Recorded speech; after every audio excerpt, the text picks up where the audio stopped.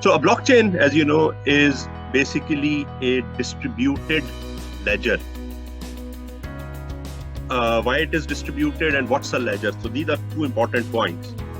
A ledger, as most of you know, is basically a book where transactions are recorded. Okay, and these transactions could be debit transactions, credit transactions, your assets, liability, and so on. So essentially, without going into the detail what a transaction is, you have a record of transactions which is stored in a ledger. Your bank account is also a ledger. Okay, now your bank, which maintains the ledger, is a central entity that maintains this ledger. But here we say that blockchain, the ledger in a blockchain is distributed. It is not managed by a single authority or a single entity. That is managed and maintained by multiple entities. Okay, that's why it is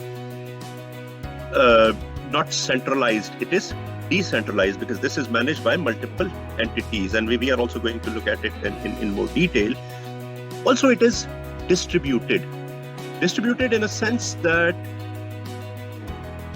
multiple parties are keeping a record of this ledger.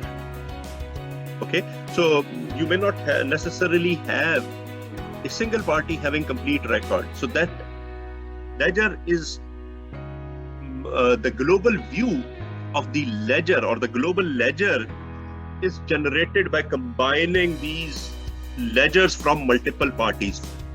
So basically these are different replicas. So these replicas are maintained by different parties, and the global ledger is computed using these different replicas. So in a book of ledger, you have a you have a list of transactions which are basically stored on different pages.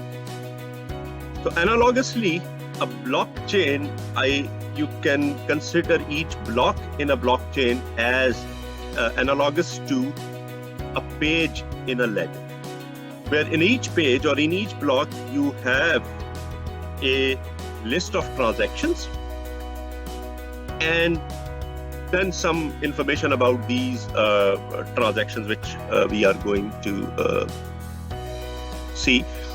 And each page is numbered, like you have page number 1, page number 2, page 3, page 4. Page 1 is linked to page 2.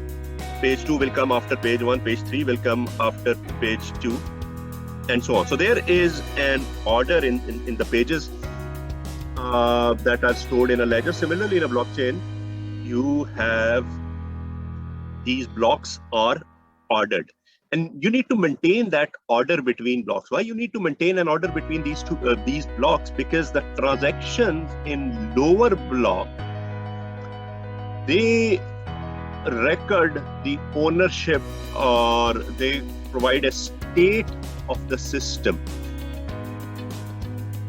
For example, that state of the system is person A has X dollars, person Z has Y dollars, and so on. And now later on, when person A want to spend X dollar or part of these X dollar, this is already maintained, this is already recorded in some block or in some page of the ledger.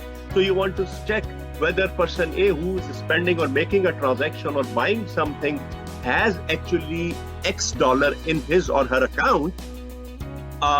You can go and check that on that ledger.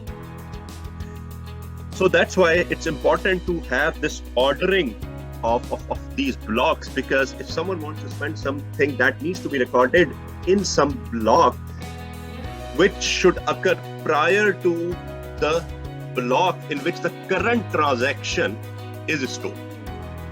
Okay, and we are going to review that in this lecture as well. So this is basically a higher level view why we need to organize all these transactions in blocks and how these blocks are organized in a blockchain.